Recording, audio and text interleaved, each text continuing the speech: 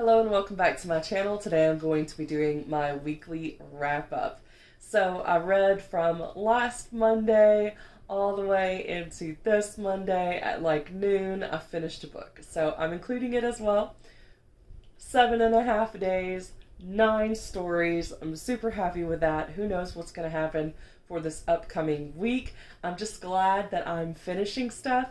It is so weird to not have a current read. I've read 4 pages of one book last night, so I haven't even really started that story in my mind, and that's such a weird place to be because normally I'm in the middle of so many books. So this whole weekly challenge is really helping me stay focused. But anyway, I'm going to get into the actual books. So the first book is from an author that I've read. I will try to always remember to point that out. I try not to be biased. I try to be fair.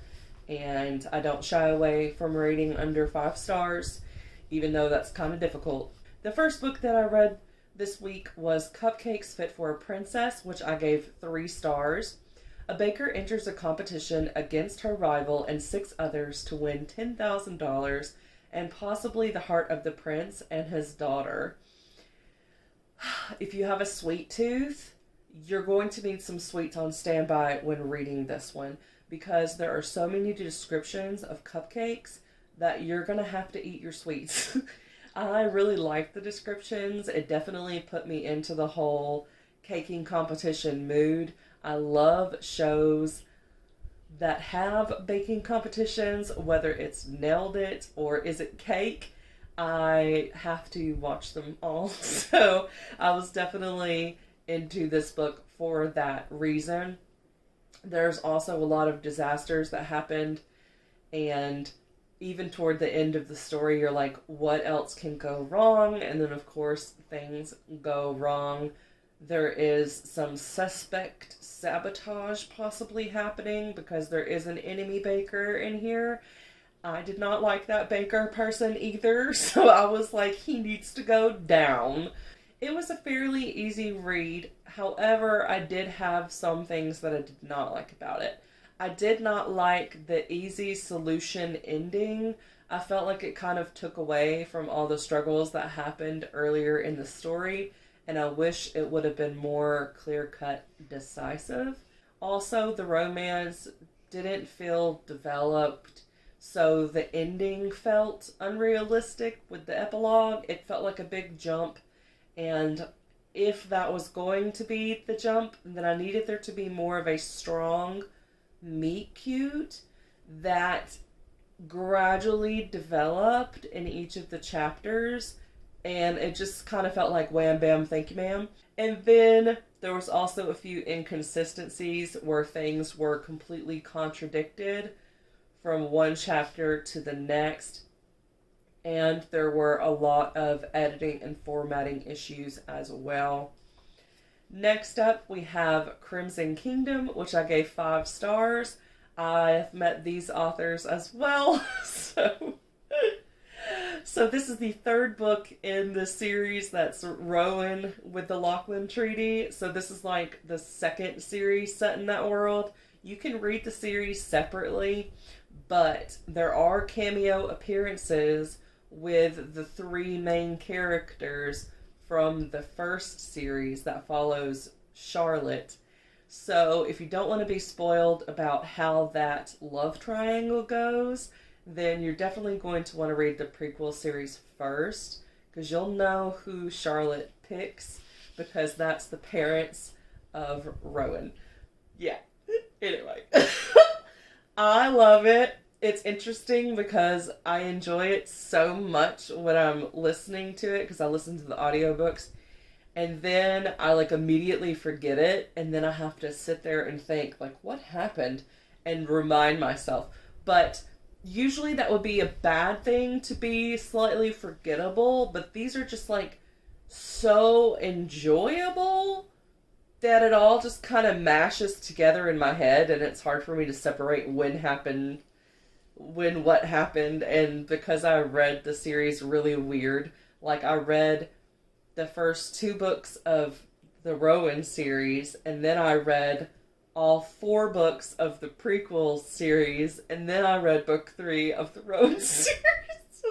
It's my fault that it's all jumbled, but I love it. I love it. Anyway, there is a kind of brooding, pragmatic love interest in this one. That's the one that I want her to be with. He is like the Damon of the Salvatores. That's who I ship. I am definitely a Damon girl. So, that's who I ship in here. You do get the cameos that I mentioned. So, that's all I can say without spoiling anything for the book. I am going to tell you what this book is about, which does contain spoilers for book 1. So, go ahead and find the timestamp for the next book if you don't want any spoilers for book 1. I'm not giving you any names, but I do give you an event spoiler. Okay. To stop a war from starting, Rowan must choose between her first love and the guy that kept her from marrying him. Then we move on to the 3rd book that I read, which took me a surprisingly long time, considering that it was only 240 pages. And that is a super popular, hyped book right now, which is Hide. And I did give it a 5-star. After a deadly hide-and-seek game, Mac enters a hide-and-seek competition for $50,000. The money will keep her from homelessness, but history has a way of repeating itself. This one definitely had a mystery element. As the competition goes on, certain clues are kind of left behind that make the players wonder exactly what's happening when people get found. Are there actually seekers in the game? Because they haven't seen anyone looking for them in their hiding places. Why do they have to keep hiding if only 2 people get out per day? Why wouldn't they just announce it and then let them chill out? And you also get to know a little bit of history about the Amazement Park at the beginning of the story, which gives you creepy horror vibes, and you don't know if the horror is a real world type horror with like a serial killer type thing, or if it is more of a paranormal horror. So that again is another mystery that the characters have to figure out. Are people dying, or are they just getting out of the game? There are definitely events that happen that make you question this. And I really enjoyed reading it, trying to figure out what was going on. And you do get clear answers that explain everything, which I really appreciate, because a lot of times when it comes to thriller type books or horror books, they're super open-ended to the point where you don't really know what you just read. And this one was very clear what you read. It does kind of end open-ended, but where you know, like you can write the end of the story in your head. It's not an unsatisfying open ending. There is lots of different relationships that happen in the story. There is LGBT representation. You have a female-female relationship. There's also references to one guy has a father that was like known as the prophet, which definitely gives me FDL vibes, which if you have not been watching Netflix documentaries are very fascinating. And then of course there's the new show that has the guy that played like the second Spider-Man dude. I think his last name is Garfield. That's an actor that also has to do with the FDL. And yeah, so there's a character in here. There are some like social commentary moments that happen within the text. There's also different characters' mindsets that you may find offensive, but there's 14 different characters and the author goes into all of their heads, plus people that are not in the actual contest itself. So if you like omniscient point of view, then this might be for you. It's a very odd writing style that is rarely used, especially in present tense. You don't ever really see anything written in present tense. other than first person. So it might take you a couple chapters to get into, but once you do, it makes sense that the author wanted the immediacy of first person present tense, but couldn't really do that and show you what's happening in the minds of all of these 14 characters. To have voice distinctions for that many characters would be super difficult. So I think it was well done with this, and the writing style choice made sense. Slight spoiler, so go ahead and skip on to the next book if you don't want to know anything. I'm just going to talk about once you find out what's happening, kind of, sort of. Anyway, go on.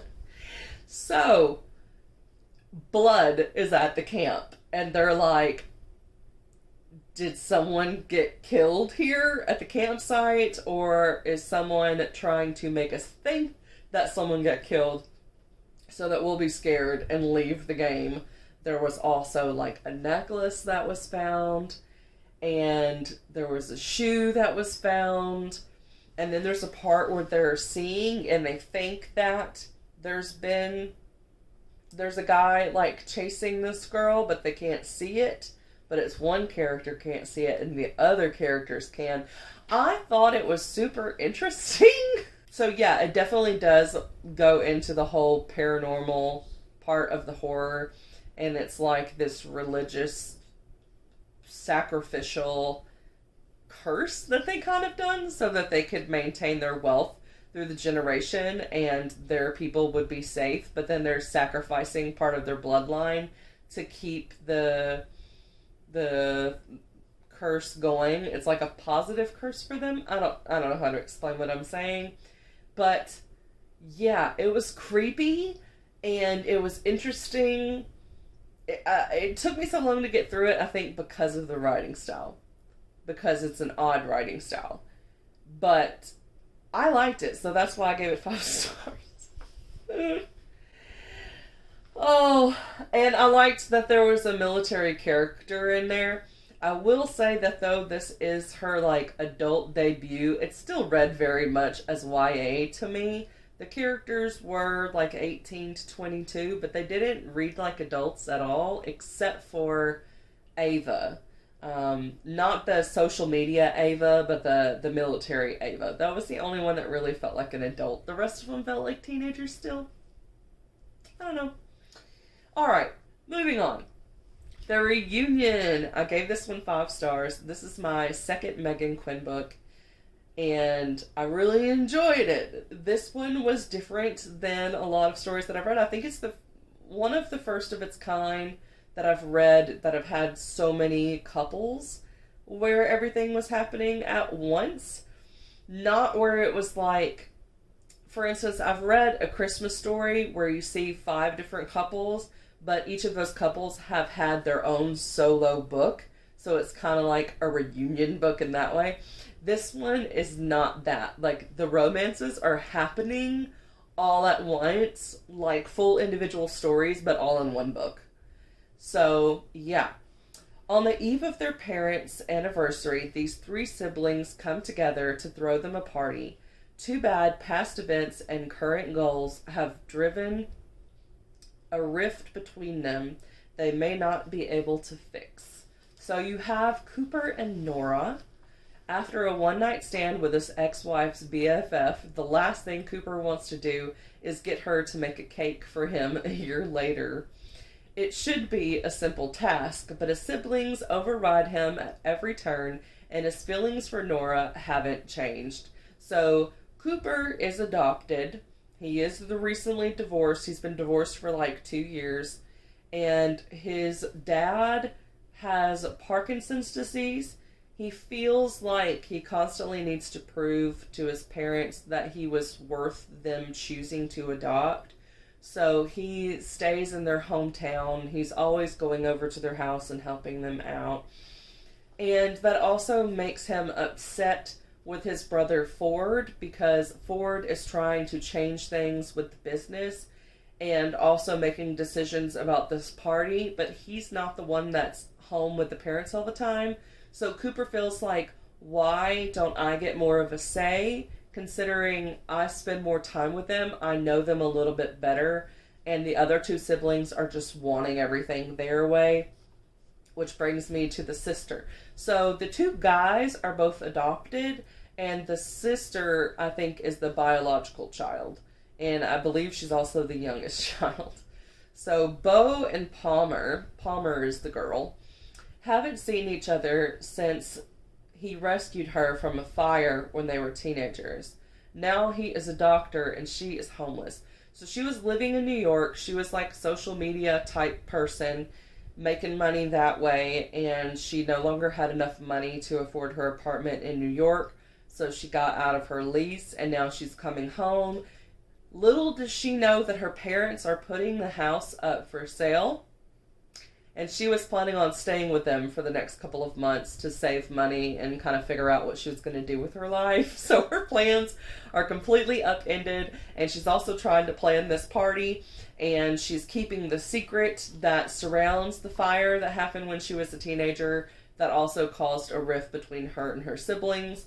So you kind of find out what that secret is later on in the book. And she has a lot of guilt that she deals with as well from some stuff that happened in the past, which is why she has stayed away from her family.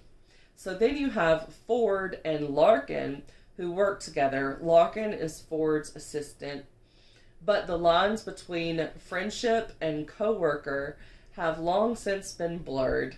The family really treats her like one of their own, and they think that she would be perfect for Ford, but Ford is stubborn and he's like, I'm her boss, that would be unethical, I can't look at her that way. But as these situations arise between the two siblings, he's leaning on her more and more, and the relationship might go beyond even close friends that they've been for so long. There are bonding moments that they have, like when she's helping him clean out his teenage bedroom. Yeah, so if you've never read a Meghan Quinn book, they do have some steamy scenes, so you get to see some steamy stuff happening with some of these couples. One of the couples you don't see a steamy scene for because they're taking it slow. So, yeah, two of the couples you see it, one of them you don't. However, with the couple that's taking it slow, you do get to see it in another book, which brings me to The One Night Stand, which I gave a 3-star.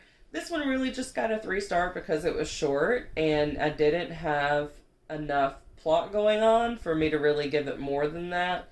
It kind of serves as like a short story prequel to the series.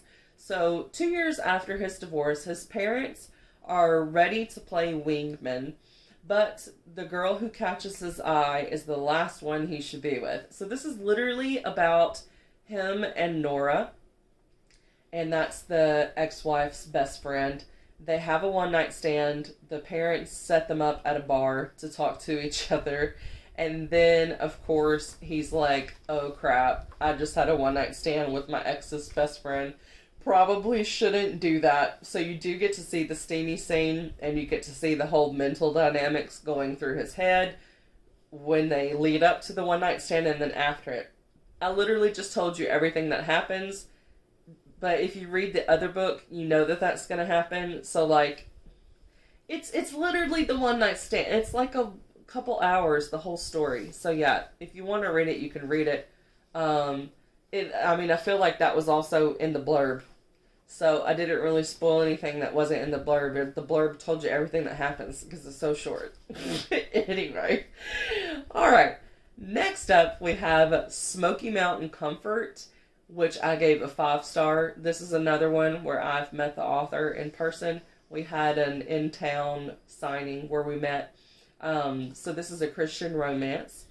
Emotionally abused and scarred by past events, Abigail's unable to trust men. But when books start disappearing and reappearing in her shop weeks later, and the handsome cop and repeat customer offers to stake out for the thief, she may not be able to resist his help or his charm.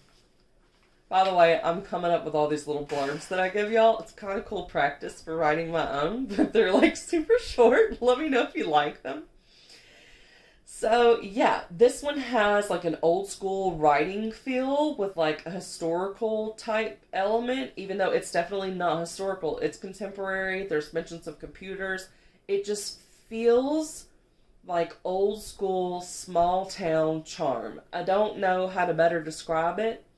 Maybe it reminds me of reading stuff when I was a kid, just the way that writing has changed from then to now. Now it's like, don't use any adverbs, don't use any being verbs, any stuff like that. Like, I nix all of those from my writing. And then, like, for dialogue tags, like, I only use said. I do not use any other words, because that's been, like, one of the new things that a lot of well-known authors will say, don't use other words, because said is kind of like the silent word, whereas when you use something else like proclaimed or something like that, that word really sticks out, and you don't want the dialogue tag to stick out. It needs to be there so you know who's speaking, but that's it. So the verb isn't really important, so that's why you kind of just use said. So this one doesn't do that. It does the old school with adverbs and using different words other than said throughout. I didn't really mind it. It worked with the way that the dialogue was, because the dialogue also felt like frontier speaking. That sounds so funny. So if you watch there's a show where it was set in Canada, and oh man, where the heart goes. Is that what it's called? Where the heart goes? I don't know. It was like a school teacher and this like cop, but they didn't call them cops. It was like a guy on a horse, and it was in Canada. And how like older people talk to each other and they say stuff like darling, and they're just super polite and call people like ladies and gentlemen, and it's like formal but southern. It's like super Southern Belle. That's what it is. I read it like super Southern Belle. So it's very different from how I write, but I enjoyed it because it went with the feel. It's just like a really sweet Christian romance. And it worked for me, so I gave it a 5-star. It also featured an adopted character in the cop, so I really enjoyed that representation there. And it has shows of small kindnesses and just offering grace to other people when they make mistakes. It was very sweet. I thought that the author did an amazing job with showing like a narcissistic father and how emotional abuse can change your reactions to others, and the lengths that you will go to kind of avoid being in their like negative spotlight, if that makes sense. I thought that was done exceptionally well. And also bringing up the past events that had to do with trigger warning. You kind of need to know if you're triggered by it. So the past event thing, I won't go into the details, but it was an attempted assault. And I thought that was handled really well too. I was not expecting either of those elements to have been in this super sweet Christian romance.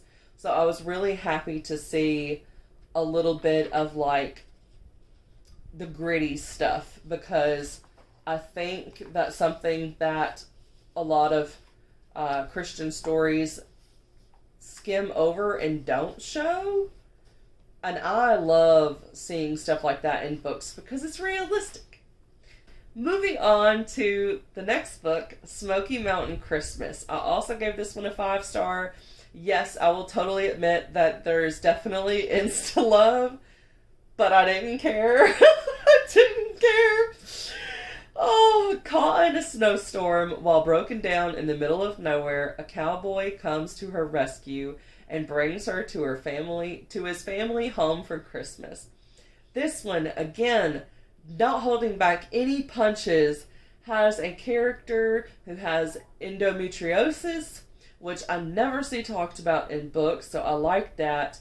And she has had a total hysterectomy, so she is not going to be having no biological kiddos. And so, if y'all saw a recent video, one of the reasons why I was so angry with the third book in the Ice Planet Barbarians is because they had a character who was infertile and then magically cured their infertility, and like that was the only way they could be happy. And I hated that. This one rocked it. So anyway, so she thinks that she should just avoid relationships altogether because she can't give the guy kids, and especially if it's a guy who came from a big family, they're going to want a bunch of kids so that it's like their childhood experience relived as an adult.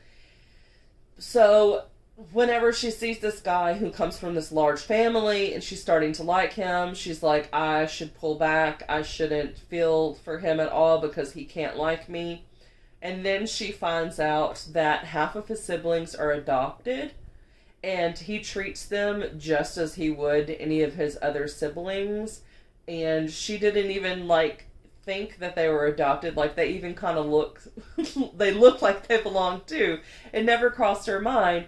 And so she's like, well, maybe if he understands from experience that, a family isn't always just blood, that he could accept me and be happy with the prospect of maybe adopting later on if we want kids, instead of, being able to have biological, since that's not possible for her.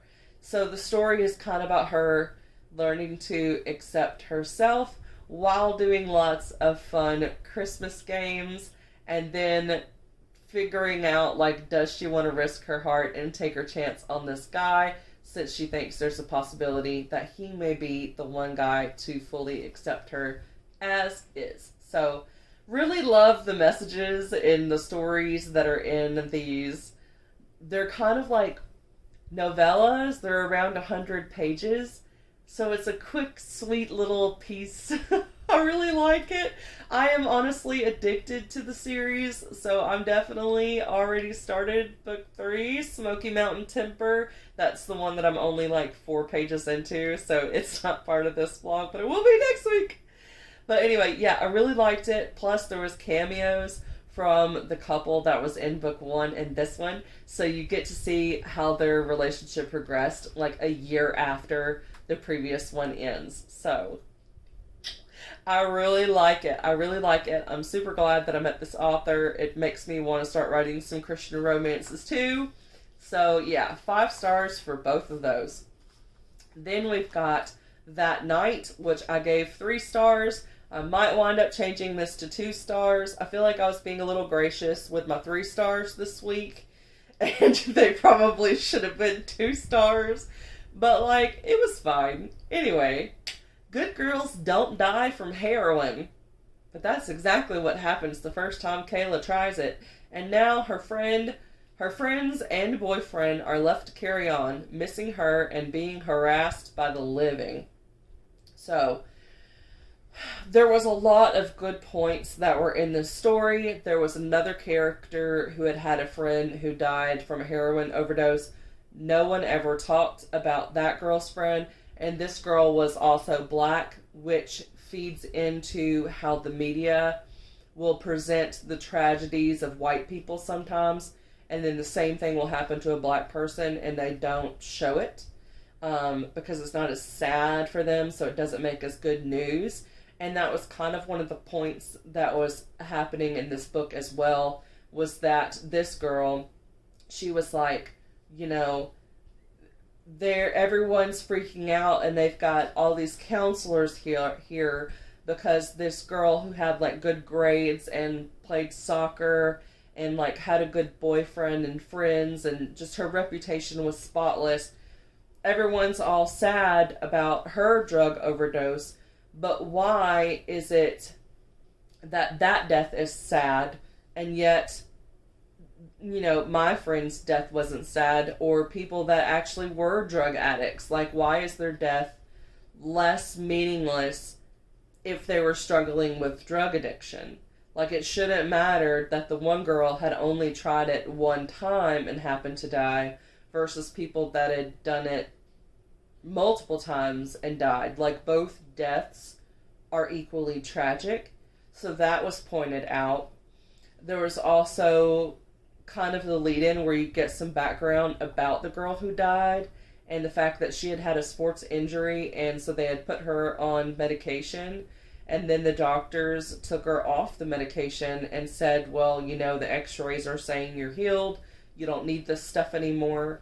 But, like, she clearly still felt like she was in pain, so that might have been one of the reasons why she used the heroin. But the pain also kept her up at night, so there was a part where she was just like one of the last things that you read from her was, I just want to sleep. Like, I wish I could just sleep.